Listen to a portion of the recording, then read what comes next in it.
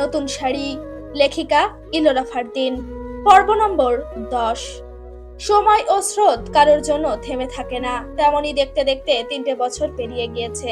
হাসান নোলক নতুন শহরে এসে নতুন করে নিজেদের জীবন গুছিয়ে নিয়েছে। মনের কষ্টে হাসান নিজের আর নোলকের দুজনেরই ফোন নাম্বার চেঞ্জ করেছে, যাতে তার পরিবারের কেউ আর তাদের কারোর সাথে যোগাযোগ করতে না পারে। হাসান ভালো মতোই জানে, যখন প্রয়োজন পড়বে তখনই তারা হাসানের সাথে আবার যোগাযোগের চেষ্টা করবে, ইমোশনাল ব্ল্যাকমেল করবে। হাসানও দুর্বল হয়ে আবারও তাদের ফাঁদে পা দিবে, কিন্তু প্রয়োজন ফুরালে তারা আগের মতোই হাসানকে ছুঁড়ে ফেলবে। তাই তো এবার হাসান সিদ্ধান্ত নিয়েছে আর দুর্বল হবে না। অন্যদিকে নোলকের বাবা মাও মারা গিয়েছে, ভাই ভাবি খোঁজ নেয় না। ওই শহর ছাড়ার আগে নোলক যে মামলার ভয় দেখিয়ে নিজের ভাগের অংশ বুঝে বিক্রি করে এসেছে। রাগে ক্ষোভে নোলকের ভাইও নোলকের সাথে সম্পর্ক ছিন্ন করেছে। এই জন্য নোলক তার নাম্বার পরিবর্তন করতে দ্বিমত প্রকাশ করেনি, কারণ তার নিজের বলতে এই স্বামী সন্তান ছাড়া আর কেউ নেই। হাসান বাড়ির বারান্দায় বসে এতক্ষণ এসবই ভাবছিল। প্রতিদিন রাতের অভ্যাস মতো আজ রাতেও নোলক 2 কাপ চা বানিয়ে নিয়ে এসেছে। এরপর হাসানের পাশে বসে একটি কাপ হাসানের হাতে দিয়ে বলল, হাসান, আমি জানি তোমার মন পুড়ে তোমার মাকে দেখার জন্য। আমি জানি এত কিছুর পরেও তুমি তাকে ভালোবাসো। এই জন্য আমি কোনোদিনও তোমাকে বাধা দিইনি যে তুমি তোমার মায়ের সাথে দেখা করবে না। অবশ্যই করবে। তার তোমার প্রতি কিছু দায়িত্ব আছে সন্তান হিসেবে, যেগুলো পালন করতে আমি কখনোই বাধা দিইনি তোমাকে। শুধু চেয়েছিলাম আমি আর আমার বাচ্চারা যাতে বঞ্চিত না হয়, আমাদের বাচ্চাদের ভবিষ্যৎ যাতে অন্ধকার না হয়। এর বেশি কিছুই চাইনি। বিশ্বাস করো, তুমি চাইলে যখন তখন তোমার মায়ের সাথে দেখা করে আসতে পারো। হাসান ম্লান হেসে বলল, মাকে ভালোবাসি সত্যি, কিন্তু মায়ের প্রতি আর ওই ভক্তিটা নেই নোলক। ওই সম্মানটা আর মন থেকে আসে না। মাঝে মাঝে মনে হয় আমি মায়ের নিজের সন্তানই না, না হলে সে কিভাবে মা হয়ে আমার মৃত্যুর কামনা করলো। সেদিন মরতে মরতে বেঁচেছিলাম আমি, আল্লাহ বাঁচিয়ে নিয়েছিল আমাকে, কিন্তু আমি ওই জিনিসটা ভুলতেই পারছি না যে মা আমার মরণ চেয়েছিল। কোনো মা কি এটা চাইতে পারে নোলক? তার অহংকার এত বেশি ছিল যে সে আর আশেপাশের কাউকে মানুষ ভাবতো না। কি করিনি ওই পরিবারের জন্য, ওই পরিবারের মানুষগুলোর জন্য, কিন্তু দিন শেষে সবাই নিজের স্বার্থ দেখলো। আমি বোকা হয়ে পড়ে রইলাম। জানো নোলক, শাহিনাকে আমি প্রচন্ড ভালোবাসতাম, আমার জীবনের প্রথম প্রেম, কিন্তু মা নিজের স্বার্থে আমাকে শাহিনার থেকে আলাদা করে দিয়েছিল। আমি বোকা, মাথা পেতে নিয়েছিলাম মায়ের সিদ্ধান্ত।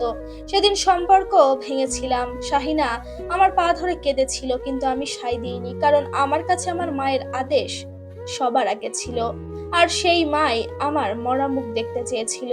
ভাবতে পারছো আমি কি বলবো বলো? আমার নিজেরই তো এখন কেউ নেই, এই তুমি আর আমার 2টো বাচ্চা ছাড়া। নিজের অধিকার বুঝে নেওয়ার অপরাধে আমার ভাই আমার সাথে সম্পর্ক ভেঙেছে। দুনিয়ার সবাই সবার স্বার্থ বোঝে হাসান। এভাবে স্বামী স্ত্রী চা খেতে খেতে তাদের দীর্ঘ আলাপ চালিয়ে গেল। বিনুর সংসারে আর শান্তি নেই। বিনুর শাশুড়ি আর ডিভোর্সি বোন তার বাচ্চাদের নিয়ে উঠেছে তার এই শহরের বাড়িতে।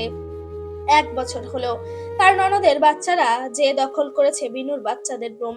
এখন অবস্থা এমন হয়েছে, এক ঘরে 4টি বাচ্চা ঠেলাঠেলি করে ঘুমায়। বিনুর মেয়ের রুম দখল করেছে ওর ননদ, আর গেস্ট রুম ওর শাশুড়ি। সারা বাড়িতে গাদাগাদি অবস্থা। বিনুর শাশুড়ি গ্রাম থেকে আসায় দেওয়ালে দেওয়ালে পানের পিক ফেলে। এসব দেখে বিনুর গা গুলিয়ে আসে, কিন্তু সব সময় কি আর চুপ করে থাকা যায়? আজ বিনু বাধ্য হয়ে তার ননদ ও ননদের বাচ্চাদের সব কাপড় চোপড় ফিকে বাড়ির বাইরে ফেলে দিয়েছে। বিনু জানে এটা নিয়ে আজ বাড়িতে কেলেঙ্কারি হবে, কিন্তু সে কোনোভাবেই নিজের সংসারে আর এদের সহ্য করবে না। বিনুর ভাবনার মাঝেই বাহির থেকে চিল্লাচিল্লির আওয়াজ পেল। তার স্বামী শাহেদ তার নাম ধরে ডাকছে। সাহস নিয়ে বিনু বের হলো। কোন সাহসে আমার বোনের আর তার বাচ্চাদের কাপড় তুমি বাহিরে ফেলেছো? রাগান্বিত স্বরে বলল শাহেদ। যেই সাহসে তারা আমার বাচ্চাদের ঘর দখল করেছে সেই সাহসে। আর ভুলে যেও না, এই বাড়ি বানাতে আমিও টাকা দিয়েছি। তোমার যে ব্যবসা নিয়ে এত বড়াই করো, ওটাও শুরু করেছো আমার বাপের টাকায়। বাড়িটাও কিন্তু অর্ধেক আমারই নামে, ভুলে যেও না। তাচ্ছিল্য হেসে বলল বিনু, না ভুলিনি। তোর এই বাড়ি আর ব্যবসায় তোমারই। যে এই বাড়িতে আমার মা বোনের কোনো জায়গা হবে না, থাকবো না সেখানে। টাকার লোভে পড়ে অনেক বছর ধরে তোর অত্যাচার সহ্য করছি আমি। আর না, আমিও মানুষ, বলল শাহেদ। এই, একদম তুই তুকারি করবে না, আমি তোমার স্ত্রী, ভুলে যেও না। আর কোথায় যাবে তুমি? ওই রকম দুঃসাহস দেখালে কিন্তু আমি নিজেও মরবো, তার সাথে তোমার বাচ্চা দুটোকেও শেষ করব। আর চিঠিতে তোমাকে আর তোমার মা বোনকে দায়ী করব। কাল সকালের মধ্যে যদি তোমার মা বোন বাসা না ছাড়ে, তবে কালই আমি তোমাদের বিরুদ্ধে নারী নির্যাতন আর যৌতুক মামলা দিব। এখন ক্যাচাল না করে খেয়ে ঘরে এসো, বলেই ঘরে চলে গেল বিনু। অন্যদিকে বিনুর স্বামী কাউকে কিছু না বলেই বাড়ির বাইরে চলে গেল। ড্রয়িং রুমে পড়ে রইল বিনুর শাশুড়ি আর ননদ। তারা অবশ্য প্রথাগত শাশুড়ি ননদের বিপরীত নয়। এতদিন এই বাড়িতে ঘাঁটি বসাতে পারেনি, কারণ বিনুর টাকায় এই বাড়ি আর ব্যবসা। তাই বিনুর স্বামী নিজের মা বোনকে এখানে কখনোই নিয়ে আসতো না, কিন্তু এবার কিছু গোপন কারণে সে তার মা বোনকে নিয়ে এসেছে। এই রহস্য বিনু জানে না। তারপরই লাগলো এই ঝামেলা। ঘরের মধ্যে একা একাই বকবক করছে ফরিদা বানু। আজকাল তার মাথায় সমস্যা দেখা দিয়েছে। নিজেকে সে রানী হিসেবে কল্পনা করে, আর এই বাড়িটা হচ্ছে তার রাজ্য। তার জন্য একটি কাজের বুয়া রাখা হয়েছে, যার দায়িত্ব 3 বেলা তাকে খাবার দাবার দেওয়া। গোসল অবশ্য ছুটির দিনে মিনু করিয়ে দেয়। মাত্র টিউশন থেকে ফিরেছে মিনু। মাস্টার্স শেষের পর নিজের এলাকায় একটি হাই স্কুলের শিক্ষক হিসেবে ঢুকেছে। নিজেকে সে বদলেছে, নিজের ভুলগুলো বুঝেছে, পড়াশোনায় মন দিয়েছে, আর আজ সে ভালো চাকরি করছে। স্কুল টিউশনির টাকা মিলিয়ে বেশ ভালোই একটা অ্যামাউন্ট ইনকাম করে।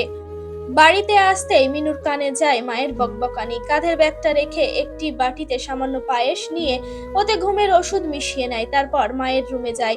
ফরিদা বানু মেয়েকে দেখলেই হাসি মুখে বললে, এসেছিস মা? দেখ না, নতুন দাসীটা আমার ঠিকভাবে সেবা করতে পারছে না। ওই যে নোলক নামের একটা দাসী ছিল না, ওটা ভালো ছিল, তুই বরং ওকে নিয়ে আয়। মায়ের কথাই ম্লান ও হাসলো মিনু। মা আজকাল এসব আবোল তাবোল বলে, নোলক ভাবিকে নিজের চাকর ভাবে। অবশ্য মিনুরও নোলকের কথা খুব মনে পড়ে। 7টা বছর ভাবি তাদের জন্য খেটেছে, বিনিময়ে তারা ভাবিকে তুচ্ছ তাচ্ছিল্য করেছে। ভাই ভাবির সংসার ভাঙতে চেয়েছে। নিজের উপর ধিক্কার জাগে মিনুর। মাকে পায়েসটা খাইয়ে দিল মিনু। কিছুক্ষণের মাঝেই ফরিদা বানু গভীর ঘুমে তলিয়ে গেল। বিছানায় শুয়ে আছে মিনু। চোখের সামনে ভাসছে বিগত 3 বছরের প্রতিটি দিন। মায়ের অসুস্থতায় শুরুর দিকে বড় ভাইকে অনেক খুঁজেছিল, কিন্তু পায়নি। অভিমান করে সে যে হারিয়ে গিয়েছে।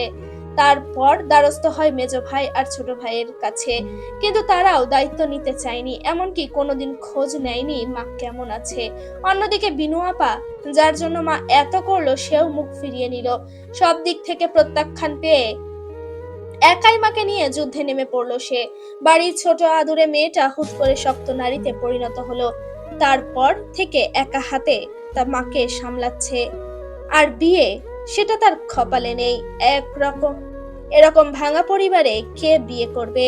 তাছাড়া মিনুও বিয়ের শখ করে না।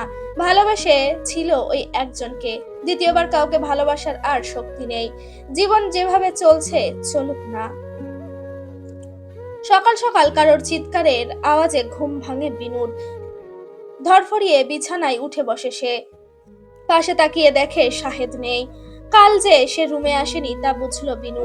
এদিকে ড্রয়িং রুমে চিৎকার চেঁচামেচির আওয়াজ বেড়েই চলেছে। বাধ্য হয়ে বিনু যায় বাহিরে, কিন্তু সামনে যা দেখে তা দেখে তার পায়ের তলার মাটি সরে যায়। ড্রয়িং রুমের ফ্যানটাতে ঝুলছে শাহেদের মৃতদেহ। সাথে সাথেই জ্ঞান হারালো মিনু।